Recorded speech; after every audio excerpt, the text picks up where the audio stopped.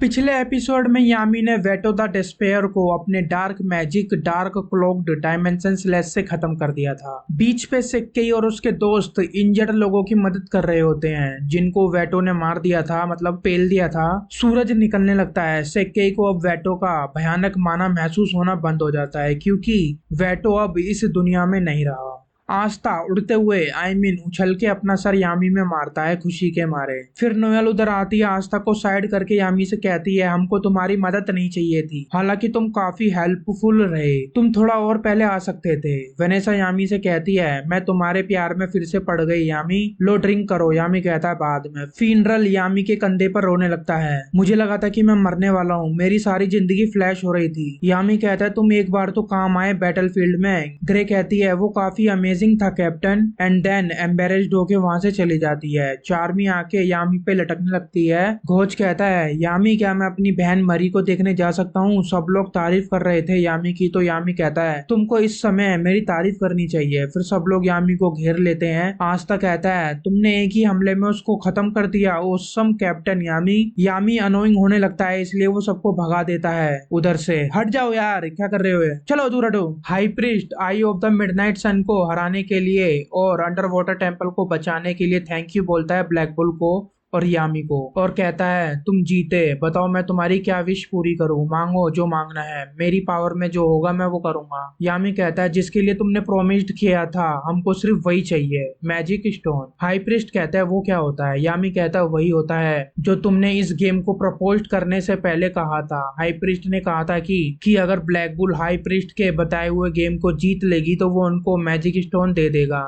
लेकिन असलियत में हाई प्रीस्ट को यह भी नहीं पता होता कि मैजिक स्टोन होता क्या है। उसने तो बस इसलिए ऐसा बोल दिया था ताकि ब्लैक बुल वो गेम खेलने के लिए राजी हो जाए और अंडर वाटर टेम्पल में सभी लोगों का एंटरटेनमेंट हो जाए। यामी अपनी तलवार निकाल रहा होता है, इतने में ही नैरो आती है, आस्था की खोपड़ी में चोंच मारने लगती है। उसके पास मैजिक स्टोन होता है। जब black bull eye of the midnight sun से फाइट कर रही थी उस पूरे समय में नैरो ये मैजिक स्टोन ढूंढ रही थी। यामी को मैजिक स्टोन मिल गया। इसी के साथ यहाँ उनका मिशन कंप्लीट हो जाता है और अपने सभी ब्लैक बुल मेंबर को यामी कहता है तुमने अच्छा काम किया। सबने बहुत मेहनत की। फाइट करने के बाद वो थक गए होते हैं और कुछ तो जख्मी भी होते हैं। ब्लैक बुल का मिशन तो कंप्लीट हो ही गया। इसी के साथ हमारे चैनल पे 20,000 सब्सक्राइबर कंप्लीट करने में हेल्प करो। जिसने अभी तक सब्सक्राइब नहीं किया प्लीज कर दीजिए। फिर हमको आई ऑफ द मिडनाइट सन का सीक्रेट हाइड आउट का सीन दिखाया जाता है। उनको यकीन नहीं हो रहा होता है कि ब्लैक बुल ने वेटो को हरा दिया। फाना उनको नहीं छोड़ेगी जिन्होंने वेटो को मारा और लिफ्ट के साथ वो किया था। क्या किया था, ये हालत की कि वो कांच के इस कंटेनर में हील हो रहा है। वो लोग जल्द से जल्द मैजिक स्टोन को इकट्ठा करना चाहते हैं।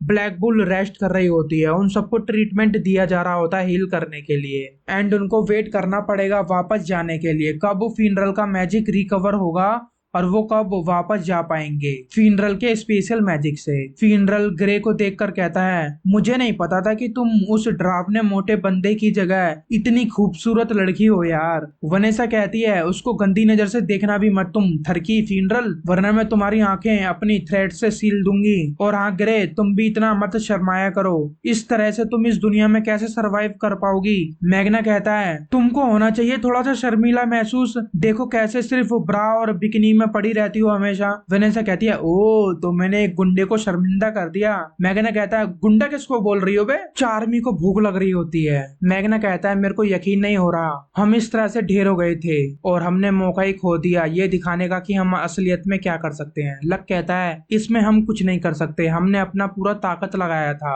तभी हम देखते हैं कि अंडर वाटर टेम्पल की पूरी जनता ब्लैक बुल को थैंक यू बोलने आती है। सब जोरों से चिल्ला रहे होते हैं, उनको चीयर अप कर रहे होते हैं। सब ये देखकर खुश होते हैं कि हम ब्लैक बुल को सबसे बेकार टीम कहा जाता है और ये लोग हमारी तारीफ कर रहे हैं। इससे लक और मैग्ना दोनों को ही और ताकतवर बनने के लिए मोटिवेशन मिलती है। फिनरल तो ये देख रहा होता है ओए वो देखो वो वाली लड़की कितनी मस्त है ना, और वो वाली भी। नोएल कहोनो को विजिट करती है और उससे कहती है आई एम सॉरी कहोनो, मुझे नहीं लगता कि तुम मुझे कभी माफ भी कर पाओगी या नहीं, मैं तुमको नहीं बचा पाए, मैं तुम्हारी आवाज को नहीं बचा पाई, मेरे सामने ही वेटो ने तुम्हारे गले को चोट पहुंचाई। कहोनो नोएल को अपने पास बुलाती है और उसके सर से सर मिलाकर अपने मैजिक से बोल के कहती है थैंक यू मेरे घर को बचाने के लिए, इस पूरे अंडर वाटर टेम्पल को बचाने के लिए। तुम्हारा वो मैजिक बहुत औसम था नोएल। नोएल कहती है मैं वो इसलिए इस्तेमाल कर पाई क्योंकि तुमने ट्रेनिंग में मेरी मदद की थी। कहोनो कहती है हाँ उसके लिए तुम मेरे को थैंक यू बोल सकती हो। वो नोएल से कहती है मैंने अभी हार नहीं मानी,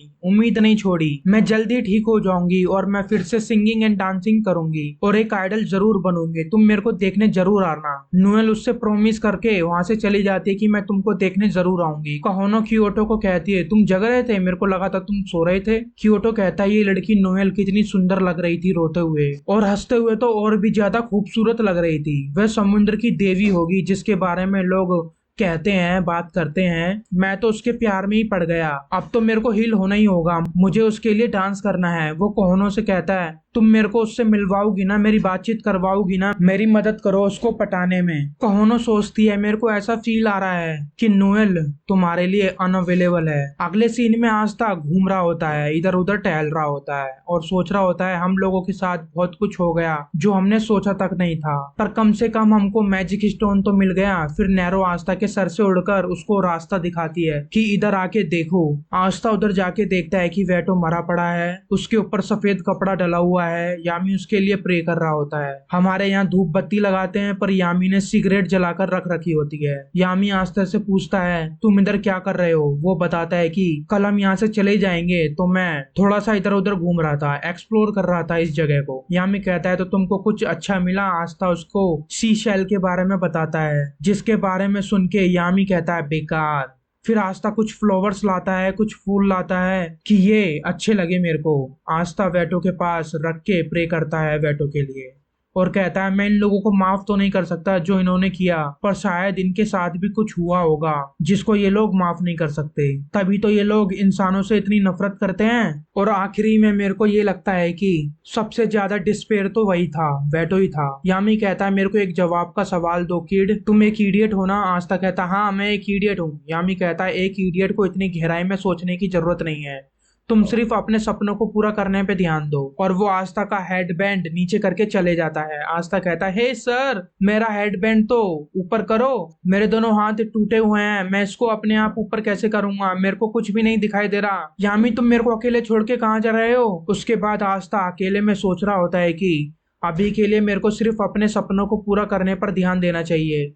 आस्था का क्या सपना है वो तो हम सभी लोगों को पता ही है। वो सिर्फ आस्था का अकेले का सपना नहीं बल्कि यूनो का भी है कि सबसे ग्रेट बनना है, चाहे वो अनाथ हो, कॉमनर हो, चाहे वो जो भी हो, वो फिर भी सबसे अच्छा बन सकते हैं और सिस्टर लिली एंड बाकी के चर्च के लोगों को हैप्पी कर सकते हैं, उनको खुश कर सकते हैं। और इन दोनों के बीच में एक राइवलरी भी चल रही है विजर्ड किंग बनने का कि कौन पहले विजर्ड किंग बनेगा। सब भरपेट खाना खाते हैं, सब रिकवर हो जाते हैं और उनका समय आ जाता है वापस से रॉयल कैपिटल जाने का। आस्था क्योटो और कहोनो से कहता है हार मत मानना, उम्मीद मत छोड़ना, मुझे पता है तुम दोनों दोबारा से सिंगिंग एंड डांसिंग करने लगोगे, कोई ना कोई स्पेल जरूर होगा जो तुम्हारे पैर और तुम्हारे गले को वापस से ठीक कर देगा। मैं भी हार नहीं मानूंगा और अपने हाथों को ठीक करने का कोई ना कोई तरीका ढूंढ लूंगा। कहोनो कहती है हाँ मैं हार नहीं मानूंगी। वनेसा के कहने पर चार्मी उन आई ऑफ द मिडनाइट सन के मेंबर को देखती है, सब कुछ सही तो चल रहा है। इधर चार्मी ने अपने बाइंडिंग मैजिक से उनको पकड़ रखा है एंड सच में ये काफी स्ट्रॉन्ग बाइंडिंग मैजिक है। चार्मी सच में काफी स्ट्रॉन्ग है एंड ब्लैक बुल में सबसे बड़ी रैंक भी उसी की है। क्योटो नोएल को आंख मारता है।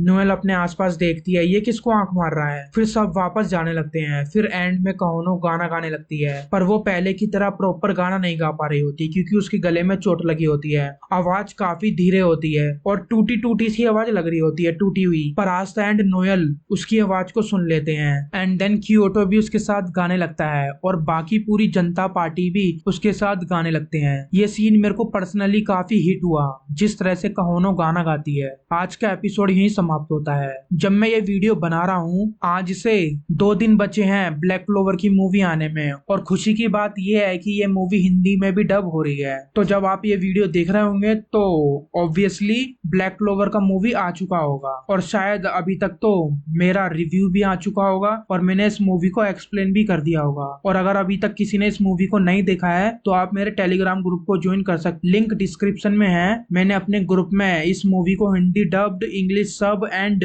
इंग्लिश डब्ड तीनों में इसको डाल के पिन कर रखा होगा। जाइए वहां पिंड मैसेज में देखिए, आपको मिल जाएगा। और मेरे से पर्सनली कनेक्ट करना है तो मैं आपको इंस्टाग्राम में मिल जाऊंगा, और इसी तरह से मैं जल्दी जल्दी वीडियो बनाता रहूंगा। जितना जल्दी मेरे से हो सकेगा मैं पूरी कोशिश कर रहा हूँ। तो नेक्स्ट एपिसोड में मिलेंगे। जय हिंद।